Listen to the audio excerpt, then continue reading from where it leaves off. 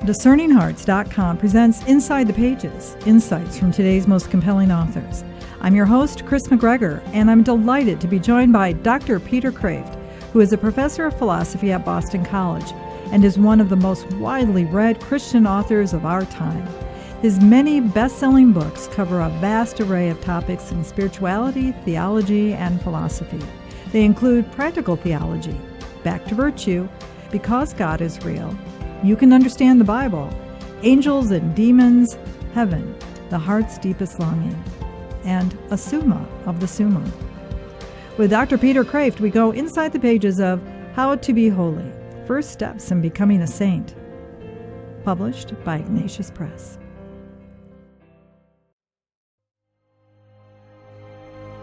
The ever-popular and prolific Peter Kreeft says that the most important question he has written about is how one becomes holy. Or to put it another way, how one becomes a saint.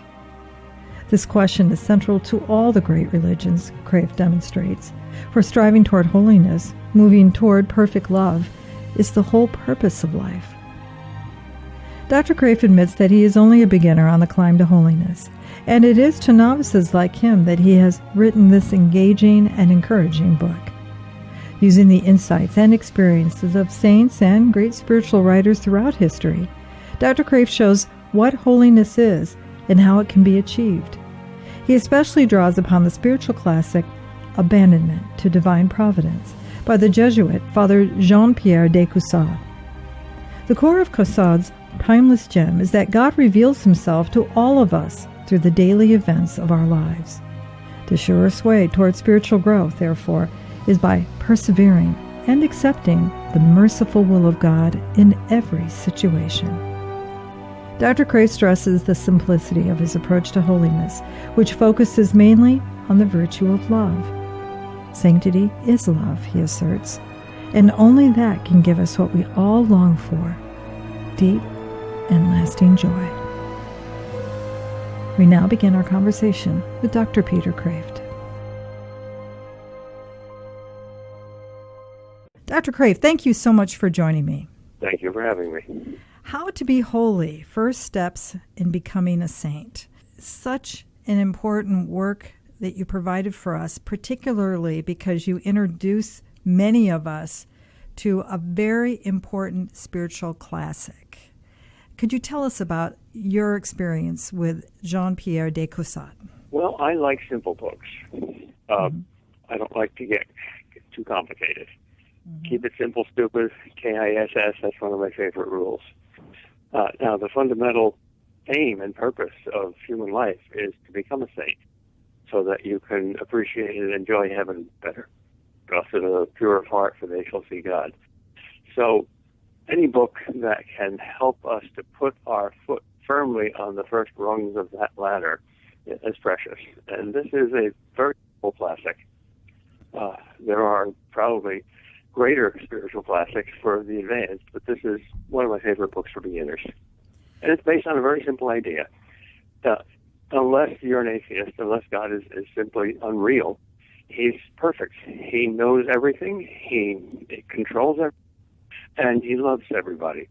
And therefore, his providence leads you to perfection, to sanctity, if you only follow it.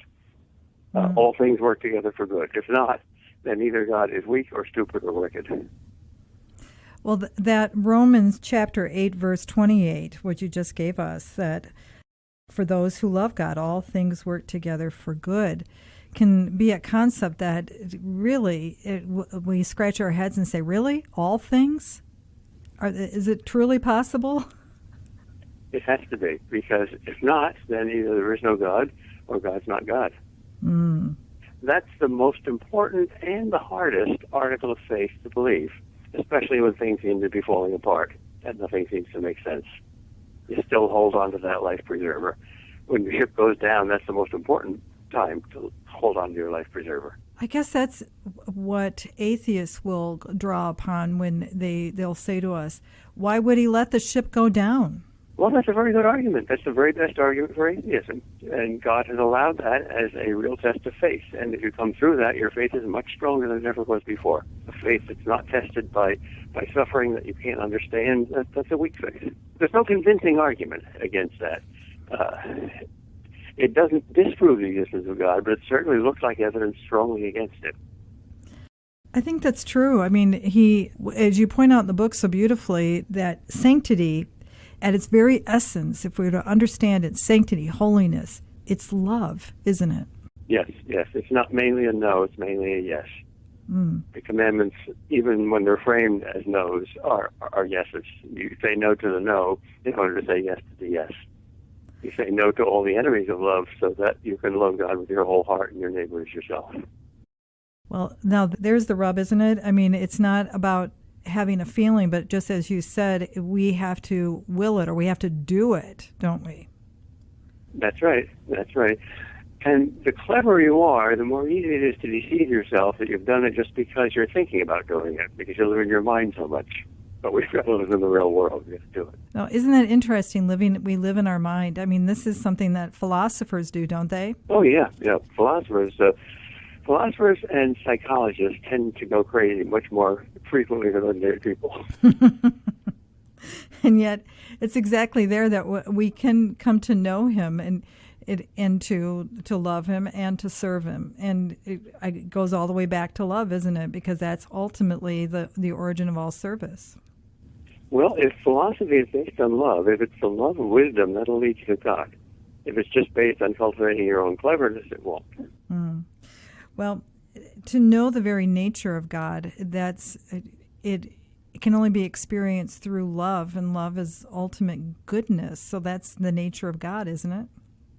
Yes, that's true. And love has eyes. Pascal famously says the heart has its reasons that the reason does not know, which is often misunderstood and quoted as a defense of sentimentalism. But he's saying the opposite. That the heart is not just an organ of feeling, but an organ of insight, of perception. The more you love, the more you see God. Jesus himself said that. Blessed are the pure of heart, for they shall see God.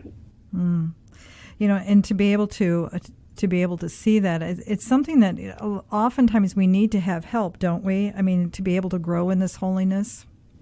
Oh, absolutely. And the most important help, of course, is supernatural help. But then we all need the church, we need friends, we need saints, and Jesus is both.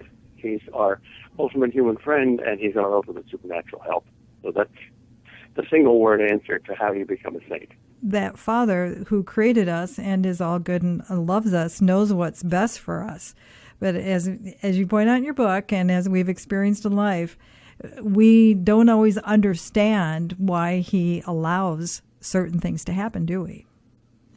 If we did understand it all, there would be no need for faith. You understand that 2 and 2 are 4, and you have 5 fingers in your hand, and the sky is blue. So there's no room for faith there. When Romeo proposes to Juliet, he doesn't prove it. He doesn't come with philosophical arguments or a battery of lawyers. He says, "Trust me, run away with me." That's what God does to us. Do we understand what even the definition of faith is anymore, Dr. Kraft? Well, I guess everyone has to speak for themselves, but the definition is very clear.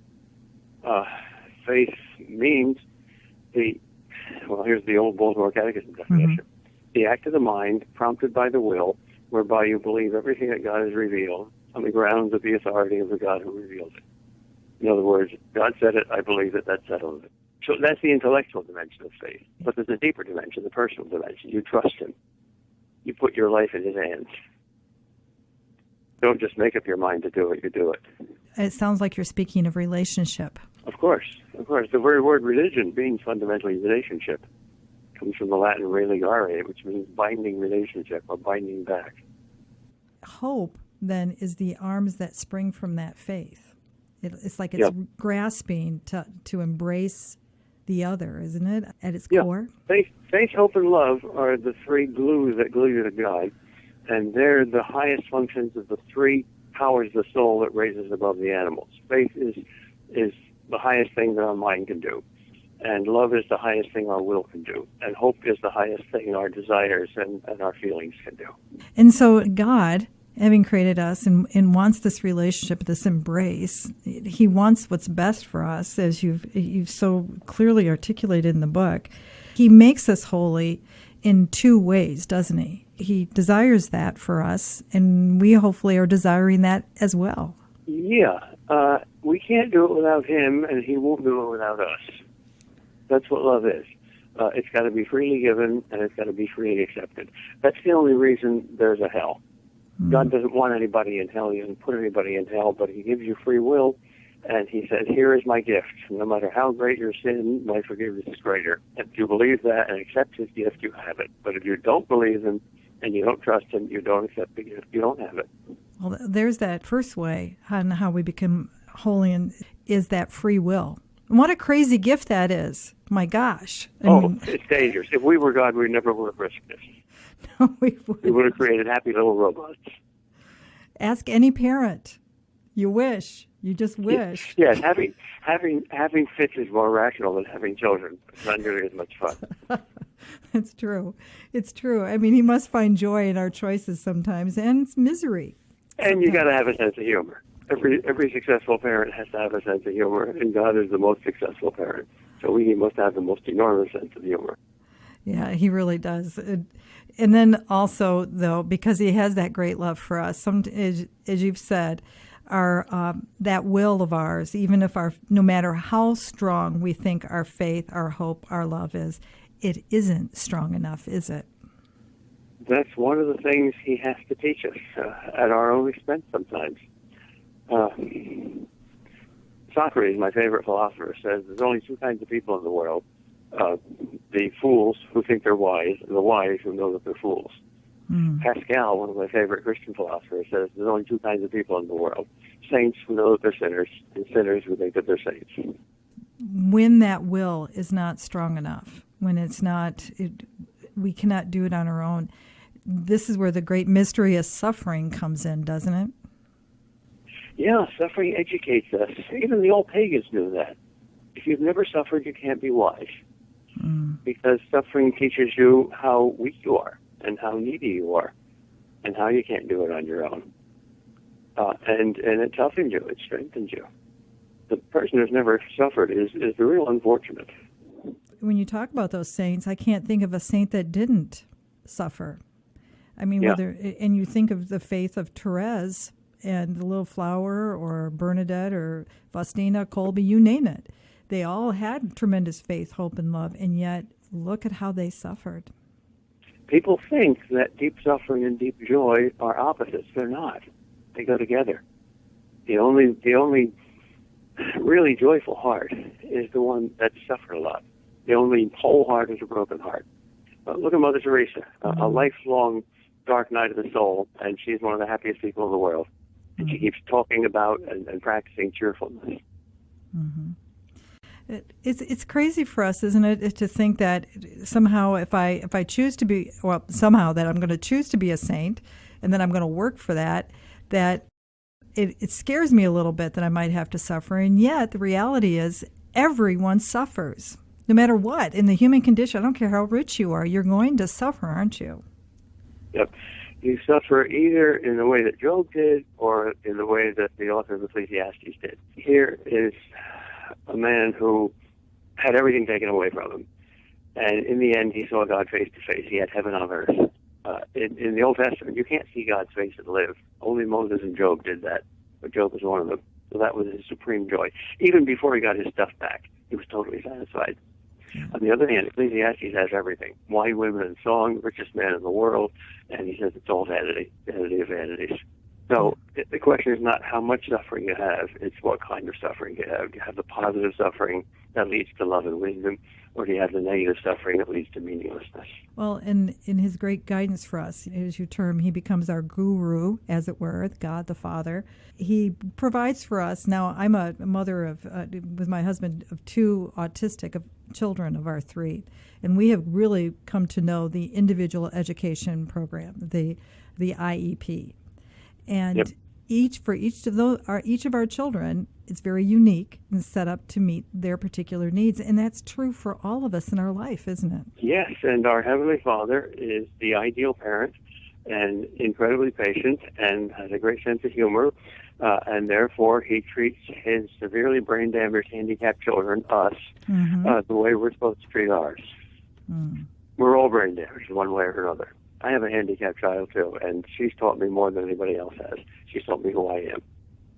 Yeah, isn't that it, Dr. Kraft? My husband and I, if we didn't have the experience of all three of our children, I can't imagine what our lives would be like. It would be the person I was before I had them, and the person I've become. They have become utter beautiful blessing, and that's and that ultimately is a part of the joy, isn't it, in suffering? Yep. I've talked to and read things from a lot of parents who have a child with Down syndrome, and everybody pities them, and they say, that's silly. This is life's greatest gift. They're so happy. They make you so happy. Outsiders can't understand. Well, understanding. Now, there's something. Why can I understand? And sometimes even Our Lady was a great example, wasn't she, of someone who didn't always understand. And sometimes we have to die to that need, don't we? Well, yes, because understanding goes deeper than just the mind. When you don't figure it out, you can still understand with your heart, with your love. That's got an I in it. So she understood God so well that she didn't have to understand everything else with her mind. Isn't that ultimately, even surrendering to the need to understand, that is part of that embrace of the present moment? That's the essence of de Caussade's book, Surrender. One alternative title is not so much abandonment to divine providence, but surrender to divine providence. A beautiful word. Beautiful word. At the heart of a very compromised religion, Islam, is that beautiful idea. Islam means total surrender to God's will. That's the essence of sanctity. And there are some great Muslim saints as well as some great Muslim sinners. None of us have a corner on either sanctity or sin. Well, that's really true. To understand and to embrace that, ultimately, you had this wonderful way of explaining how grace builds on nature, that how it perfects nature, and it's that image of the light that shines and how it affects color. And that's what it can be like for us, can it?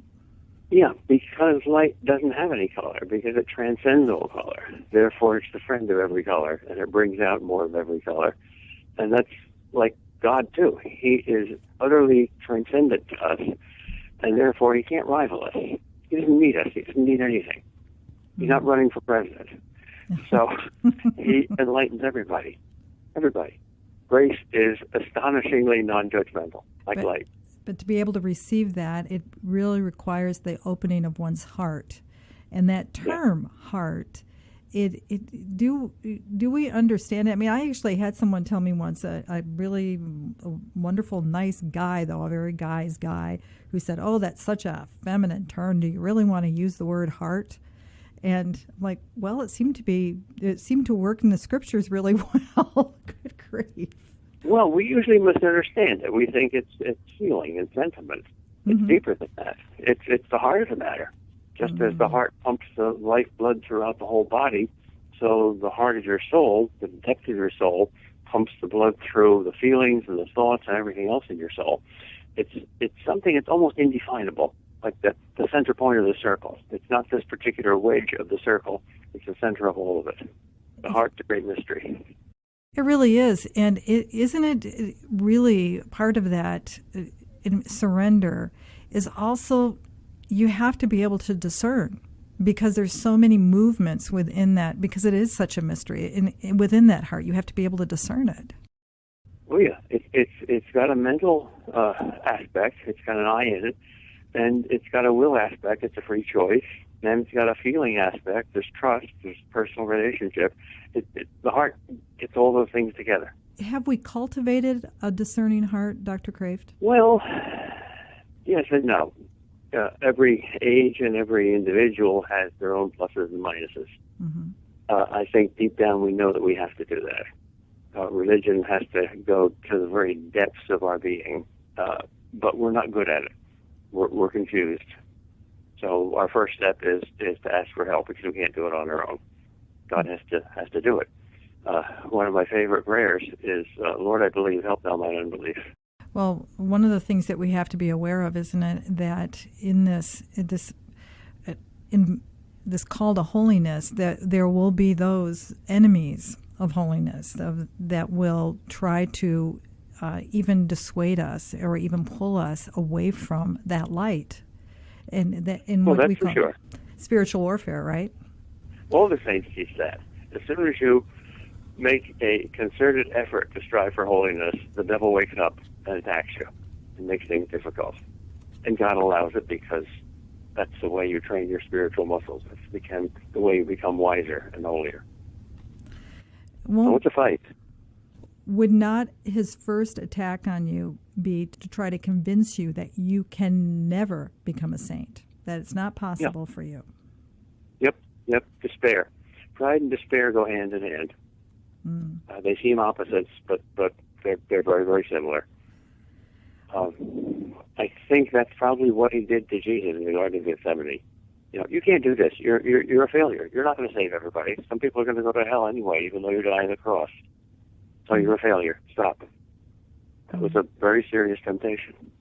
That would be, wouldn't it? I mean, again, going back to that experience of being a parent, no matter how many children you have, the idea of even losing one would be just agony, wouldn't it? Yes. Look at Jesus' parable of the 99 good sheep and the one black sheep. The shepherd so loves the black sheep that he spends all day going out into the wilderness and trying to find that one black sheep. In that light, I think you have to understand Jesus' answer to the disciples' question, Lord, are many going to be saved? And Jesus says, strive to enter in, because the way is narrow and those are few who enter in. That doesn't mean that less than 50% of people go to heaven. That means that in the eyes of the Heavenly Father, who's not a statistician but a father, even 1% is too big to lose, and even 99% are too small to win. That's right. Another thing that we have to be aware of is the element of fear. Fear is a great blocker for faith, isn't it? Yes. Thomas Aquinas helpfully distinguishes two very different kinds of fear, which he calls servile fear and filial fear. Servile fear is the fear of a slave that his master is going to beat him. Filial fear is fear of a loving child, of disappointing his loving parent. And you may start with servile fear, but you don't end there. You end with filial fear, which is really one with love. John, in his first letter, says, perfect love casts out fear, but it has to start there. I love in the book when you recall the words of FDR where he says, we have nothing to fear but fear itself. And that, on the premise, when you think about it, that's such a stupid thing to say. It is. Some of our quotations are really stupid. We think they're these great having moments. Nothing to fear but fear. That's like having faith in nothing but faith. That's a hall of mirrors. Yeah, or even some of our songs. Remember a few years ago, it was God is watching us from a distance. And it was such a, what are you talking about? He's not distant at all, is he? Not for the Christian anyway. Right. He's right here. In fact, if you're really sane, if you live in the real world, you see God everywhere because he is everywhere. He's holding everything in existence. He is. And to even go back to our conversation about the heart, I mean, he ultimately dwells in us. It says it over and over again. I mean, it amazes me that we always talk about going out and finding Jesus like we have to go on a quest outside of ourselves. And yet, the greatest quest is inward, isn't it, Dr. Kreeft? Well, if he's present everywhere, he's present in the world more deeply than anything else is, and he's present in our own heart more deeply than we are. Augustine says, God is more present to us than we ever are to ourselves. But the mistake we often make there is we divide reality into two areas, us and everything else, what's inside our skin and what's outside our skin. And then we say, well, where's God? Well, if he's outside my skin, he's farther away than any far galaxy.